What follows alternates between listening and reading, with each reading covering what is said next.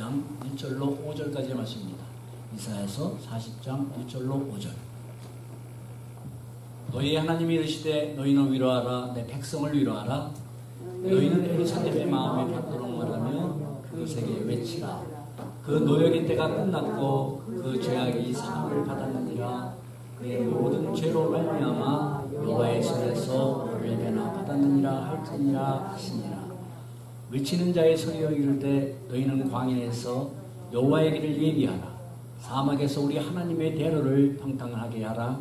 번쩍이마다 도두어지며 산마다 언덕마다 낮아지며 고르지 아니한 곳이 평탄하게 되며 험한 곳이 평지가 될 것이요 여호와의 영광이 나타나고 모든 육체가 그것을 함께 보리라. 이는 여호와의 입이 말씀하셨느니라. 아멘. 오늘도 함께 나누시는 하나님의 말씀을 통해서 새로운 은혜와 결단, 회복의 역사가 일어나시기를 예수님의 이름으로 기도합니다. 아멘. 빌리그람 목사님께서 93세에 니어링 홈이라는 집에 가까이 다가가고 있다는 그런 의미의 제목으로 책을 쓰신 것이 있습니다. 그의 책머리에 이렇게 적혀 있습니다. 그리스도인으로 사는 사람은 천국의 영광을 고대하라. 그리고 바로 지금 우리가 그 집을 향해 가고 있다는 것을 확신하라 라고 적혀 있습니다. 뭐라고요? 그리스도인으로 사는 사람들은 무엇을 고대하라고요? 하나님의 나라, 천국을 고대하라. 그리고 내가 지금 그 천국을 향하여 가고 있다는 것을 늘 확신하며 살라는 말씀입니다. 그러므로 여러분, 성도가 기다림, 그리고 성도의 고대함, 무엇을 기다리고 고대하는 소망은 지루함이 아니라 기쁜 소망이 되어야 됩니다. 오늘도 그 소망을 향해 가고 있다는 확신이 있을 때 저와 여러분들의 삶이 때로는 지치고 힘들지라도 더욱 위로를 받고 새 힘을 얻음으로 그 발걸음은 더욱 강건해질 수 있기 때문입니다. 내가 지금 힘들지만 내가 오늘도 한 발자국을 내디며 하루가 지나갈 때 오늘이란 주어진 시간도 나는 어디를 향해 가고 있느냐? 영원한 하나님의 나라를 향해 내가 지금 가고 있다. 라는 그 확신을 우리는 가질 때 우리는 소망 속에서 또 믿음의 인내 속에서 살아갈 수가 있다는 말씀입니다. 오늘 말씀은 주님이 탄생하기 한 약 700년 전에 이사야 선지자를 통해서 예언된 메시아의 약속이고 그리고 우리에게 주시는 위로와 소망의 말씀입니다. 메시아가 온다는 그 약속은 거짓되거나 또 오실 가능성을 믿는 확률적인 약속이 아니라 전능하시고 신실하신 하나님이 믿음의 조상과 선자들을 통해서 우리에게 주신 분명한 약속입니다. 이미 그 이전에 인간의 시조가 에덴 동산에서 죄를 범하였을 때 하나님께서는 여자의 후손으로 메시아가 올 것을 약속하셨습니다. 그러므로 여러분, 이 약속은 이스라엘 백성들에게만이 아니라 죄를 지은 인간에게 있어서 가장 큰 위로와 소망의 약속입니다. 이 약속대로 오신 그리스도로 말미암아 천국을 소망하면서 살아가는 우리의 인생은 이 땅에서도 이 땅에 오신 주님, 다시 오실 주님으로 인해서 위로를 받고 그리고 소망과 확신 속에서 하나님의 나라의 영광을 바라보면서 우리는 살아가야 되는 겁니다. 아멘이십니까? 아멘. 여러분, 하나님 나라의 소망은 뜬구름 같죠? 누가 가봤나? 그러나 여러분, 그 하나님 나라의 소망이 확실하고 내가 오늘도 걸어가는 그 길이 그 하나님의 나라를 향해 가고 있다, 더욱 가까이 가고 있다라는 사실을 확신적으로 우리가 알 때 우리의 삶의 모습은 달라질 수밖에 없습니다. 여러분, 그러므로 주님의 은혜로 구원받은 성도는 가장 큰 위로를 받은 자라는 사실을 우리가 늘 확신하며 살아가야 됩니다. 우리는 하나님으로부터 가장 큰 위로를 받은 자다. 1절에 말씀합니다. 너희 하나님이 이르시되 너희는 위로하라 내 백성을 위로하라. 여러분, 하나님께서는 우리에게 무엇을 할 수 있는 근거를 주시지 아니하고 무엇을 하라고 명령하시지 않으신 하나님이라고 제가 여러 번 말씀드렸죠. 우리는 무조건 근거를 주지 않고 하라고 합니다. 그러나 하나님께서는 할 수 있는 근거를 주시고 핑계댈 수 없는 근거를 주시고 이유를 주시고 하라고 하시는 주님이세요. 하나님께서 우리에게 가장 큰 위로를 주셨기 때문에 이제 그 위로를 가지고 위로하라. 내 백성들을 위로하라. 말씀하시고 계시는 겁니다. 누가복음 2장에 보면 진정한 위로자가 되시는 주님을 간절하게 기다리며 살았던 한 사람을 이렇게 소개합니다. 예루살렘에 시므온이라는 자가 있으니 이 사람은 의롭고 경건해서 이스라엘의 위로자를 기다리는 자라. 그에게 성령이 함께 계시더라. 그는 의롭고 경건했어요. 근데 그가 평생을 살아가면서 기다리는 게 있었어요. 소망이 있었어요. 그것은 이스라엘의 위로를 기다리는 자라. 이스라엘의 위로를 주실 자를 그는 소망하며 살았습니다. 그리고 그는 성전에서 마침내 아기 예수님을 보고 이렇게 고백을 합니다. 누가복음 2장 29절에 주제여 이제는 말씀하신 대로 종을 평안히 놓아주시는도다. 내가 구원을 보았습니다. 마리아가 안고 온 율례대로 성전에 안고 온 아기 예수님을 보고 시므온은 이제야 내가 그토록 이 땅에 참 위로자가 오실 것을 고대하며 살았는데 이제야 내가 보았다는 겁니다. 이제 그래서 나를 평안하게 놓아주시는도다. 내가 이제 편안하게 눈을 감을 수가 있습니다. 왜요? 내가 구원을 보았기 때문입니다. 아기 예수님을 보고 그는 구원자가 되심을 깨달았던 겁니다. 성령님이 주시는 지혜로 인하여. 여러분 바로 이렇게 이 평안이 하나님의 진노 아래서 해방된 자가 누릴 수 있는 평안이고 바로 이 평안이 우리에게 구원입니다. 아멘. 구원받지 못한 영혼에게 하나님이 구원의 은혜가 위로가 임할 때 우리는 뭐예요? 그때 내 삶은 고달플지라도 내 영혼 평안해. 내 영혼 평안해. 우리는 고백할 수 있는 겁니다. 아들을 낳으리니 그 이름을 예수하라. 그가 자기 백성을 죄에서 구원할 자신입니다. 이 말씀대로 저와 여러분들을 죄에서 구원하시기 위하여 오심보다 더 큰 위로가 있겠습니까? 여러분 주님이 이 땅에 오신 위로보다 더 큰 위로가 있어요? 가족이 주는 위로, 남편과 아내가 주는 위로, 자식이 주는 위로, 세상 물질이 주는 위로, 그 모든 것보다 비교할 수 없는 만왕의 왕 되신 하나님께서 성자 예수님께서 육신을 입고 이 땅에 오셔서 우리에게 구원의 길을 열어주시고 그 주님을 믿음으로 말미암아 사망 권세 안에 있던 우리의 영혼이 탄식하던 우리의 영혼이 자유함을 얻는 그 위로. 할렐루야. 그 위로보다 더 큰 위로가 있습니까?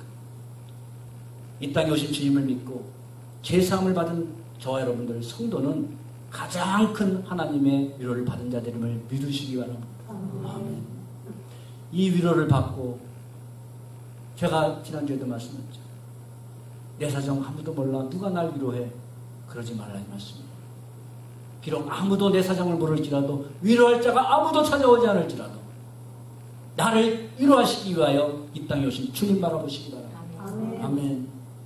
바로 2절 말씀은 하나님이 주시는 위로가 어떤 결과가 무엇인가에 대해서 기록하고 있는 겁니다. 바로 노역의 때가 끝났고 죄사함이 죄악이 사함을 받았느니라 말씀합니다. 이것이 바로 하나님이 이 땅에 오셔서 주님이 이 땅에 오셔서 우리에게 주신 위로의 결과입니다. 노역의 때가 끝났다. 죄사함을 받았느니라. 여러분 노역의 때가 끝났다는 말씀은 당시 이스라엘 백성들의 상황으로 역사적인 상황으로 보면 바벨론 70년의 포로에서의 자유함, 그 밑에서 신음하던 노역의 때가 끝났음을 의미할 수 있지만 그러나 여러분 바벨론에서의 포로 생활이 끝났다고 그들의 노역의 때, 고통의 때가 끝난 겁니까? 히브리서에 말씀합니다. 또 죽기를 무서워함으로 한평생 매여 종노릇하는 자들을 놓아주려 함이라. 아멘. 이 말씀대로 이 땅에 오신 주님의 십자가 대속의 은혜로만이 죄의 종노릇하던 저와 여러분들 사망의 권세 아래 눌려서 죽기를 무서워하고 여러분 우리가 다들 경험은 안 했지만 죽음의 순간이 딱 맞닥뜨렸을 때 누구도 피해갈 수 없는 그 죽음의 순간 과연 그의 영적인 눈이 열렸어 이 땅에서도 영적인 눈이 열려서 하나님의 나라를 바라보고 살던 자든가 아니면 영적 눈이 갇혀서 하나님의 나라를 모르고 이 땅만 바라보고 살던 사람이든가 모두 영적인 눈이 열려서 자기가 갈 곳을 보게 됐을 때 여러분 보게 됐을 때 기쁨과 위로와 감사로 그날을 그 순간을 맞이하는 사람과 처절한 절기 속에서 고통 속에서 어둠 속으로 들어가야만한 자기 영혼을 바라보는 여러분 그 순간 한번 생각해 보세요. 여러분 이것은 우리가 막연한 망상이 아니고 상상이 아니고 우리가 육신적으로 경험을 못했다 할지라도 성경이 분명하게 증거하는 바입니다. 한 번 죽는 것은 사람에게 정하신 것이요 그 외에는 하나님의 심판이 있으리라 분명하게 말씀하고 있습니다. 그러므로 여러분 우리에게 진정한 해방은 뭡니까? 주의 종로를 타면서 해방되는 겁니다. 이렇게 여러분 이사야서의 후반부의 시작이라고 하는 이 40장은 위로와 죄사함의 위로로 시작하고 있습니다. 여러분 우리에게 있어서 이렇게 진정한 위로는 바로 죄사함이요 궁극적인 해방은 사단의 노예 상태에서의 자유함입니다. 바로 이것이 죄사함, 우리의 진정한 위로, 진정한 해방, 사망권세 아래서 사단의 종로를 타면서 죄의 종로를 타면서 살던 것에서의 해방, 하나님의 그 진노에서의 해방, 이것이 바로 진정한 해방이에요. 그러므로 이것이 노역의 때가 끝났다라는 말씀, 그 구속사적인 의미입니다. 노역의 때가 끝났다. 그러므로 여러분 성경에서 보여주는 출애굽 사건과 바벨론 사건은 단지 그리스도를 통한 죄의 권세 아래에서의 해방을 예표해주고 있는 겁니다.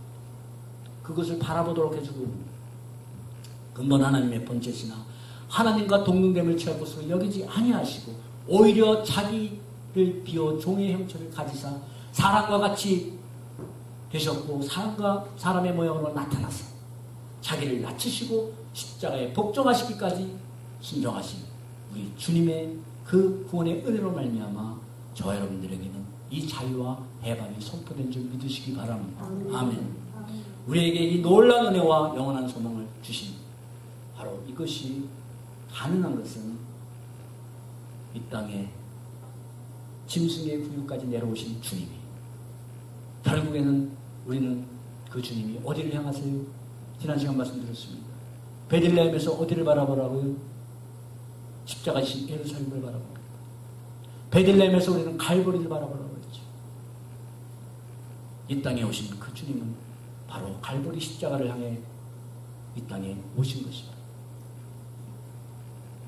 그러므로 여러분 이 하나님의 위로를 우리는 전적인 하나님의 은혜로 받았지만 하나님 편에서는 성자 예수님을 이 땅에 그 하늘의 영광 다 버리시고 육신을 입고 죄인의 몸을 뒤집어 쓰셔서 십자가에 달려 죽으시기까지 하여 주신 위로라는 사실을 우리는 한순간도 잊어서는 안 됩니다. 그러므로 이 하나님의 위로를 받은 성도는 이 하나님의 망극한 은혜, 하나님의 위로를 받지 못하고 아직도 노역의 때가 끝난 줄을 모르고 사단의 종로를 타면서 사망권세 아래서 종로를 타는 그런 영혼들, 그날의 두려움 속에 살아가는 영혼들에게 우리가 받은 위로를 우리도 전하며 그들을 위로하라고 하나님은 말씀하시는 거예요. 아멘. 저와 여러분들이 하나님께 그 위로 받았습니까? 그러면 할렐루야 아멘. 나 구원 받았네. 이것으로 끝나지 아니하고 하나님께서는 우리에게 부어진 그 위로를 가지고 아직도 사망권세 아래서 그 종로를 타는 사람들에게 하나님이 주신 위로가 이렇다라고 성탄절의 의미는 이거다라고 전하여 그들의 영혼을 위로하라고 말씀하시는 겁니다. 아멘. 그러므로 여러분 하나님이 너희는 위로하라. 내 백성을 위로하라. 하나님께서는 분명하게 저와 여러분들도 내 백성 주님의 백성으로 삼으셨지만 아직도 회복되어야 될 주님의 백성이 있습니다. 그 주님의 백성들을 향하여 너희가 그 구원의 위로받았지 그러면 너희들이 내 백성들을 향하여 세상에 나아가 그들을 위로하라. 그들에게 이 하나님이 주신 복음의 위로를 전하라라고 분명하게 말씀하고 계신 겁니다. 이를 사도 바울은 고린도후서 1장에 이렇게 말씀합니다. 우리의 모든 환난 중에서 우리를 위로하사 우리로 하여금 하나님께 받은 그 위로로서 환난 중에 있는 자들을 능히 위로하게 하신 위로다. 분명하게 말씀합니다. 우리를 모든 환난에서 위로하셨다 말씀합니다. 그래서 그 위로를 받은 너희는 우리로 하여금 하나님께 받은 그 위로를 가지고 우리가 자체적으로 내가 소유하고 내가 가진 성품을 가지고가 아니라 하나님께서 주신 위로를 가지고 그리고 오늘도 그 환난 중에 있는 자들을 가서 능히 위로하고 바로 그 능력을 우리에게 주셨다고 말씀하는 겁니다. 이 하나님의 위로는 여러분, 구원의 위로만이 아니라 이 세상을 저 여러분들이 살아가면서 만나는 모든 고난 속에서 분명하게 우리의 모든 환난 중에서 라고 말씀하고 있습니다. 고린도후서에. 여러분, 구원의 은혜만이 아니라 이 땅을 살아가면서 우리가 얼마나 눈물 흘릴 일이 많고 탄식할 일이 많고 답답한 일이 많고 안타까운 일이 많고 얼마나 우리가 살아가면서 있습니까? 그럴 때마다 그런 모든 환난 가운데서 하나님께서 주시는 위로는 구원의 위로만이 아니라 그런 모든 은혜, 환난 가운데서도 새 힘을 얻고 회복될 수 있는 위로라 이 말씀입니다.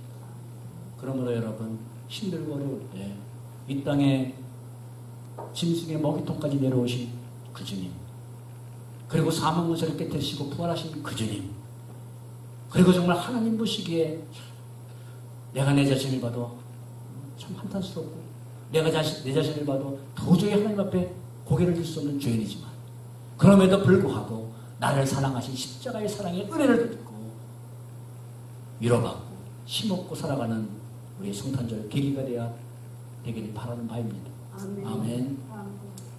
그러므로 여러분, 지난 시간 우리가 나눈 대로 이 위로를 주시기 위하여 육신을 입고 이 땅에 오신 성탄의 의미와 목적을 바로 깨닫는다면 성탄절의 의미를 모르는 세상 사람들처럼 성탄절을 육신적으로 즐기고 보내는 그런 할리데이로, 그런 연휴로, 휴일로 보낼 수는 없을 겁니다. 성탄의 진정한 목적을 모르는 사람들과는 우리는 다른 감사와 다른 기쁨과 새로운 결단이 있기를 소망합니다. 아멘. 우리 모두 주님으로부터 세상에 대해서는 평안과 위로를 충만하게 받고 새 힘을 회복하는 성탄절이 되기를 기도합니다. 아멘. 둘째로, 위로를 받은 자들은 주님 오실 길을 예비하고 평등케 하라 라고 우리 3절에서 4절까지 말씀하고 있습니다. 우리 누가복음에 보면 복음서에도 이 이사야의 오늘 기록된 이 말씀을 인용해서 세례 요한이 외치는 모습을 기록이 되어 있죠. 이 고대 이 중동 사회에서는 왕이 행차할 때 먼저 사신을 보내서 왕이 가는 길이 안전하도록 평탄하게 하고 깨끗하게 해서 만반의 준비를 함으로 왕을 환영합니다. 이런 모습은 어느 나라나 어느 시대나 동일할 겁니다. 여러분, 대통령이 가면 다 그 길을 다 점검하고 그리고 다 패인 곳을 다 포장을 하고 다 환영의 준비를 다 하지 않습니까? 안전하게. 이렇게 3절과 4절에 외치는 자의 소리가 이르되 너희는 광야에서 여호와의 길을 예비하라. 사막에서 우리 하나님의 자들을 평탄하게 하라. 골짜기마다 도도해지며 산마다 언덕마다 낮아지며 고르지 아니한 곳이 평탄하게 되며 험한 곳이 평지가 될 것이요. 이 말씀대로 그리스도가 오심을 지금 왕이 임금이 행차하시는 것에 비유해서 주님의 오실 길을 그렇게 예비하라 말씀입니다. 너희가 왕이 온다면, 대통령이 너희 집을 방문한다면 깨지지한 대로 청소도 안 하고 놓겠느냐? 앞에 가시덩굴이 있으면 대통령이 너희 집에 오면, 저희 집에 오면 여러분들 집에는 가시덩굴을 칠 거 아니에요. 그리고 움푹 파인 웅덩이는 메워야 될 거 아닙니까? 하물며 만왕의 왕 되신 주님이 오시는데 우리는 당연히 예비해야 될 것을 예비하라고, 준비하라고 지금 말씀하고 있는 겁니다. 아멘. 그러나 여러분, 우리가 성경을 보면서 오늘 3절하고 4절 말씀을 보면서 분명하게 알아야 할 중요한 순서가 있습니다. 이건 매우 중요합니다. 그것은 우리가 주님 앞에 어떤 모습으로 살 것인가 중요하죠. 어떤 모습으로 살 것인가, 그리고 주님께 무엇을 할 것인가라는 문제 이전에, 그 문제 이전에 먼저 주님이 이 땅에 오셔서 나에게 행하신 일들, 그것을 더 깊이 아는 것이 먼저입니다. 그것이 먼저예요. 내가 할 일이 먼저가 아니라 주님이 나를 위해 행하신 일을 아는 것이 더 중요하고 그게 먼저라는 말씀입니다. 이것이 바른 순서예요. 즉, 주님이 행하신 그 은혜와 역사 앞에 그것을 내가 알고 그 은혜 앞에 내가 올바르게 반응하는 것, 그것이 순서라는 겁니다. 하나님 앞에 교회 나오면 일합니다. 일을 해야 됩니다. 주님의 몸된 교회이기 때문에 충성해야 됩니다. 그런데 그냥 충성이면 어떻게 되냐? 사람의 열심이 되고 말아요. 자기의 열심이 돼요. 자기 열심이 되면 뭐가 나와요? 자기 의가 나와요. 그건 공식입니다. 그러나 하나님의 은혜, 나 같은 자에게 베푸신 은혜를 먼저 알고 그 은혜 앞에 나오는 반응, 하나님의 은혜가 나에게 주신 은혜가 이토록 크기에 내가 이런 자그마한 일도 기쁨으로 감당하지 못한다면 하나님 앞에 어떻게 그 은혜 앞에 설 수 있을까? 라는 마음으로 우리가 일을 할 때 그것이 충성이 되는 겁니다. 그것이 충성이 돼요. 그리고 그 일을 통해서 오직 우리 주님만, 하나님만 영광받게 되는 줄 믿습니다. 그래서 그것이 굉장히 중요한 겁니다. 그래서 즉 주님이 우리에게 주신 복음의 은혜를 먼저 알고 그 복음을 주신 은혜 앞에 내가 어떻게 살아가야 하는 교훈을 얻어야 된다 이 말씀입니다. 여러분, 교훈이 먼저예요? 복음이 먼저예요? 복음이 먼저라 이 말씀입니다. 이렇게 하라 하지 말라 이전에 먼저 복음의 은혜를 알면 주님 앞에 이렇게 하세요. 이렇게 하지 마세요. 그건 율법이 되고 맙니다. 복음을 잃어버리면 먼저 복음을 알고 그 후에 여러분 로마서가 어떤 형식으로 쓰여 있나요? 전반부에 사도 바울은 복음의 은혜에 대해서 중요한 기독교의 교리에 대해서 증거하고 있어요. 그리고 후반부에 나가서 뭐를 얘기해요? 생활 윤리를 얘기합니다. 이렇게 로마서를 통해서 하나님의 은혜를 너희가 이토록 큰 은혜를 알았느냐? 그러면 그 은혜를 받았다면 이렇게 살라. 이게 로마서의 구성이에요. 이것은 바로 우리의 삶의 신앙생활의 순서입니다. 이게 뒤바뀌면요, 무슨 일을 하다가 우리는 환경과 조건에 따라서 우리는 수시로 변하게 돼요. 그래서 여러분 교회에서 교회를 하면서도 뭐가 문제가 됩니까? 이 순서가 바뀌기 때문이에요. 일이 먼저가 되기 때문에요. 교훈이 먼저가 되기 때문이에요. 교훈이 복음 안에 담겨 있어야 됩니다. 복음 따로 교훈 따로가 아니라 그 복음 속에 그 은혜 속에 그 은혜로 말미암아 내가 이렇게 살아야 되겠다라는 교훈이 따라와야 된다 이 말씀이에요. 아멘. 무슨 말씀인지 아시겠죠? 그렇다면 여러분, 주님이 이 땅에 오심으로 우리에게 이루어진 역사가 무엇인가? 그것을 4절 말씀에서 주님 편에서 구속적인 면으로 복음적인 면에서 우리가 한번 묵상해 보면 4절에 골짜기마다 돋아지는 역사가 일어난다 말씀합니다. 먼저 유대인과 이방인 사이의 반목과 분열의 깊은 골짜기. 유대인들은 이방인들을 개처럼 여기고 자기들만 천국 백성이고 이방인들은 지옥의 땔감 정도로 알았어. 그러나 그 깊은 골짜기가 복음으로 메어지고 마음과 상처로 인해서 패인 심령의 골짜기들이 뭘로 메어집니까? 그리스도의 사랑으로 메어집니다. 아멘. 그런 역사가 일어난다 이 말씀입니다. 주님이 땅에 복음을 주심으로 말미암아.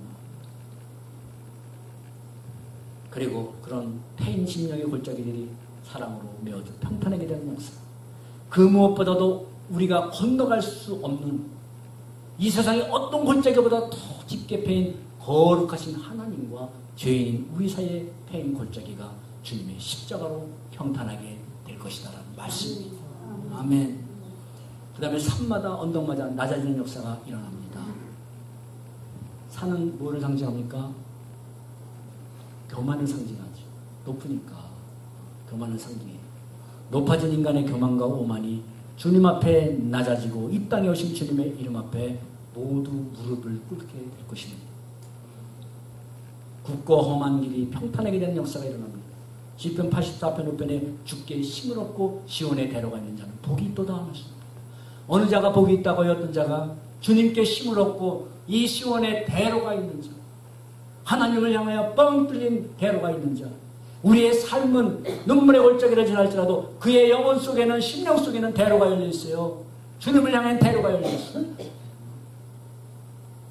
저런 슬픔 속에서 저런 고난 속에서 저런 실패 속에서 어떻게 하나님을 찬양하고 그리고 무슨 또 예배를 드린다고 나가.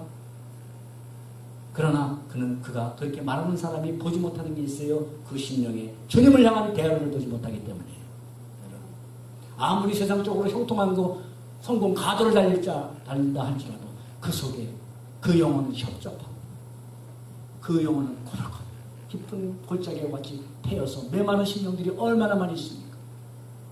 여러분 밀리언에 됐다고 다 행복하고 여러분 자살하고 뭐하는 사람들 보세요. 더 유명인들이 다 자살하고 돈이 없어서 자살합니까? 인기가 없어서 자살합니까? 물론 없어서 고통스러워서 삶을 마감하는 사람들도 있지만 이렇게 여러분 우리의 굽은 길, 험한 길이 죄로 인해 강박하고 굽어진 심령들이 진리의 말씀으로 회복될 것입니다. 아멘. 이 모든 선하고 아름다운 모습들은 오직 이 땅에 오신 그리스도로 인하여 일어나는 역사들이에요. 그렇다면 여러분 이런 놀랍고 이런 놀라운 은혜와 이런 능력을 주시기 위하여 이 땅에 오신 주님 그리고 다시 오실 주님 그 주님을 우리는 어떻게 맞이해야 합니까? 어떤 모습으로? 이것을 우리 편에서 다시 한번 재해석을 하겠습니다. 3절하고 4절의 모습. 세례요한이 이렇게 외칩니다. 그때 세례요한이 이르되 유대 광야에서 전파하여 말하되 회개하라 천국이 가까웠느니라 너희는 주의 길을 예비하라 준비하라 그가 오실 길을 곧게 하라. 세례요한이 이사야 선지자의 말씀을 구약의 이 말씀을 인용해서 주의 길을 예비하라는 것이 뭐냐면 회개하라 천국 가까이 왔다.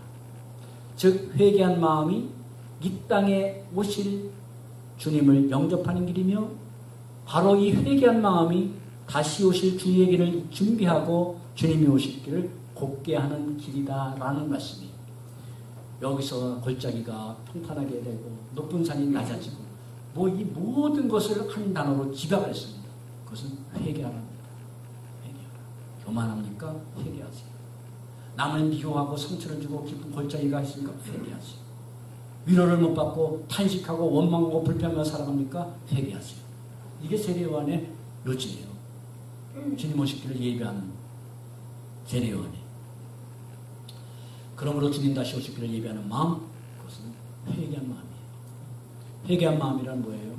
주님 잘못했습니다. 회개합니다. 땡입니까? 그걸로. 회개는 그게 아니잖아요. 그래서 남을 미워하고 상처를 주어서 골짜기처럼 나누어진 마음들이 주님 안에서 평탄하고 화평하게 되는 그 심령의 회복. 이게 바로 회복이에요. 회개한 마음이에요. 산같이 높아진 교만한 마음을 주님 앞에 겸손한 마음으로 회복하는 것.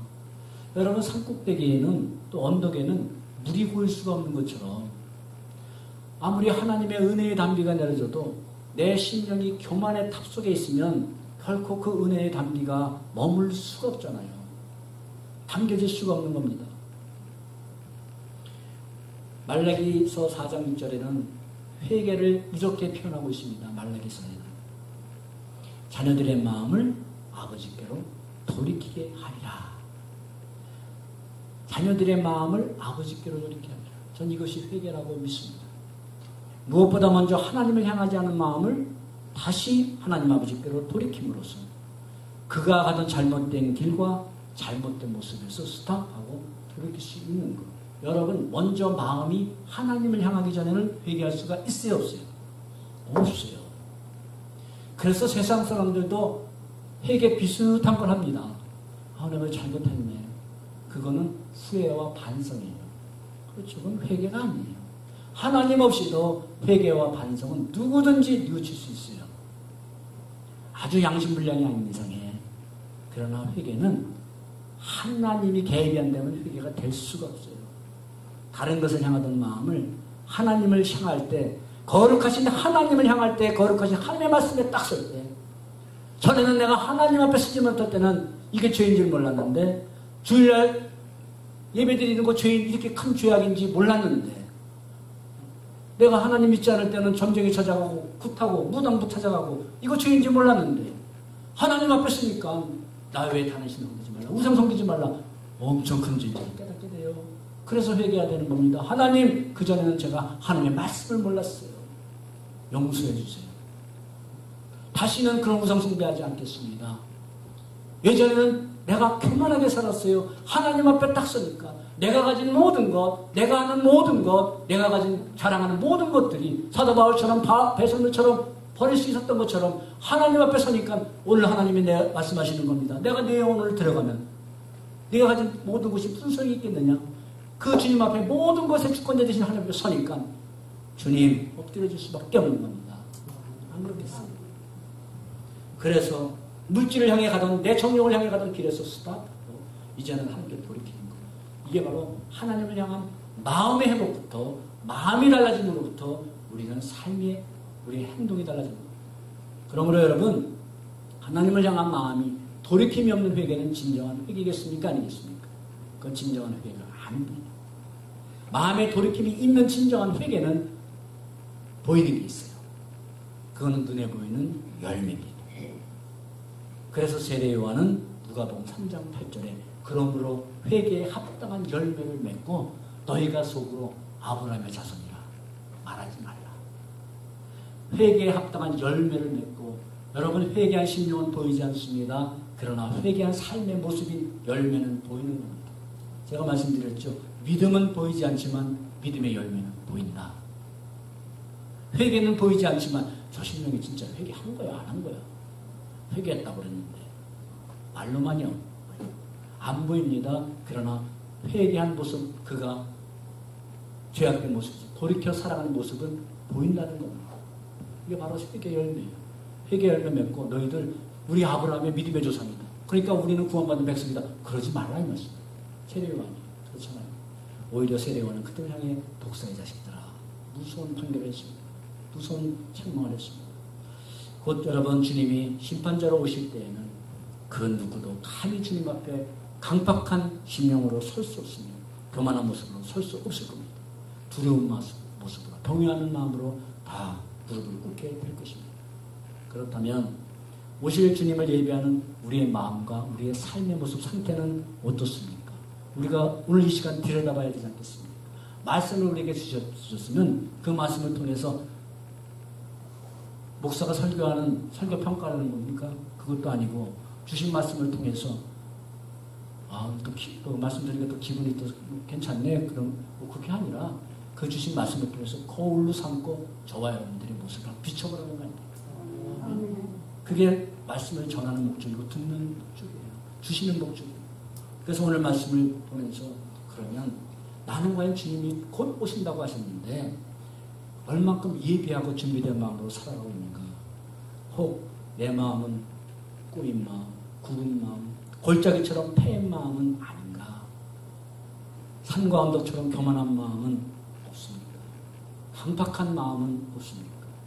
바로 저 여러분들의 마음의 상태, 가정과 교회가 주님을 맞이할 준비를 하고 있는가를 바라보시고 점검하는 시간 되기를 바랍니다. 아멘. 이 땅에 오신 주님 앞에 그리고 다시 오실 우리 주님 앞에 보여드릴 한 해 동안 맺은 회개의 열매는 무엇인가 한번 들여다봅시다. 내가 올 한 해 동안 하나님 앞에 하나님이 기뻐하지 않는 것을 회개한 것, 돌이킨 것, 자그마한 것이라도 하나님이 보시기에 찾으신 열매가 무엇이었는가? 한번 우리가 점검해 봐야 되지 않겠습니까? 점검 없이 계속 가다가 그날을 맞이할 수는 없지 않겠습니까? 우리는 주님 40년 동안 교회 생활했는데요. 딱 갔는데 너에서 찾을 열매가 하나도 없다야. 이러면 어떻게 하겠습니까?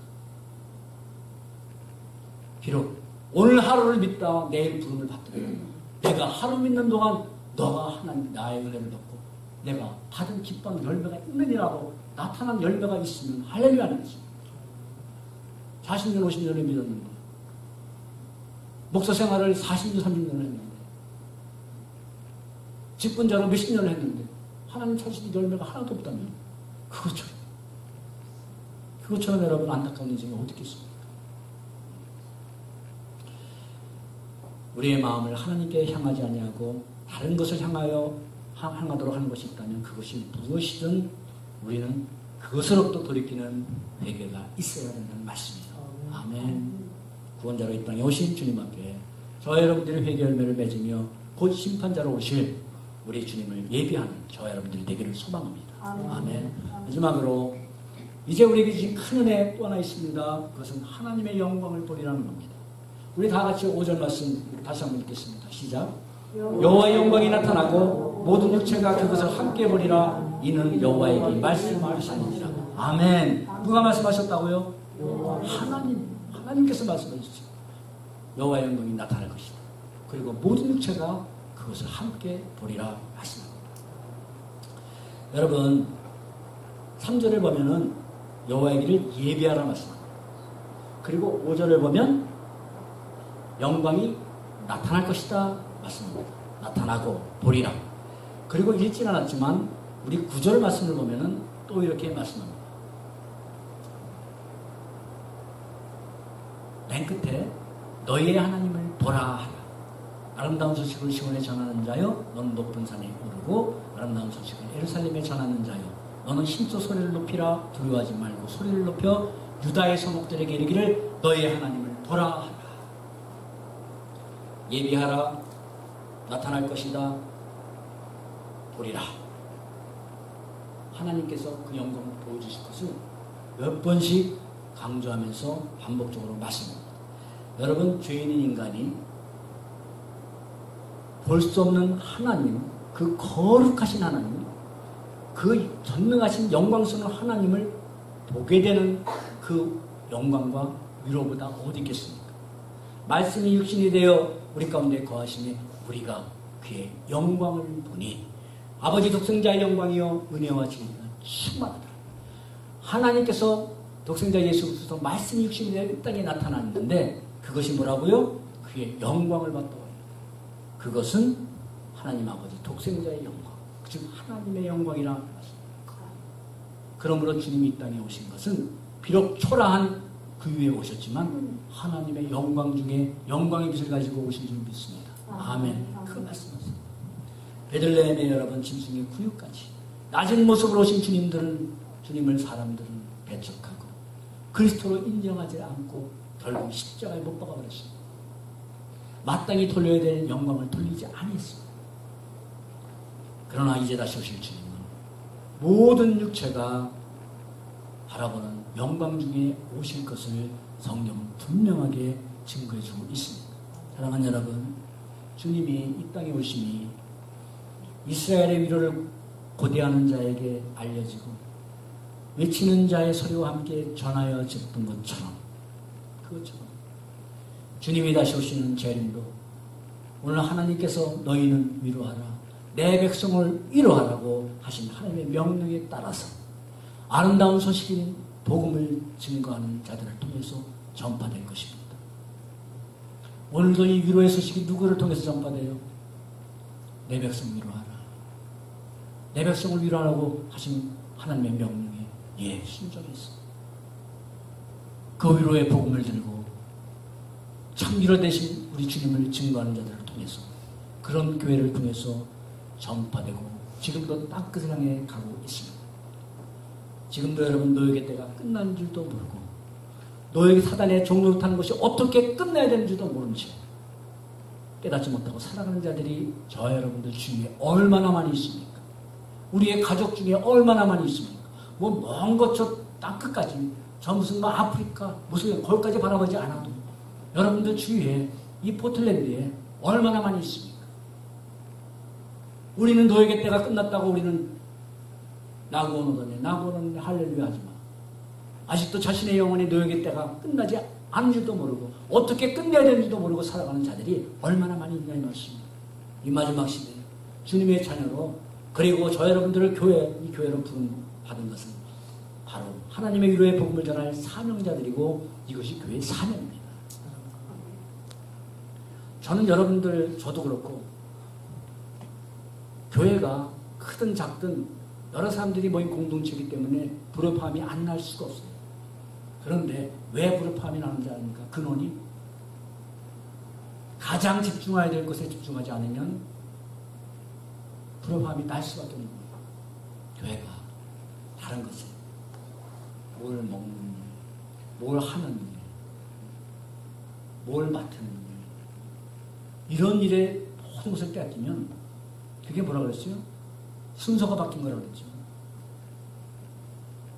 하나님 앞에 복음의 은혜를 받는 일에 다 거기에 전하는 일에 집중을 하면 그 다음에 부수적인 일에 정신을 그거에 쓸 터.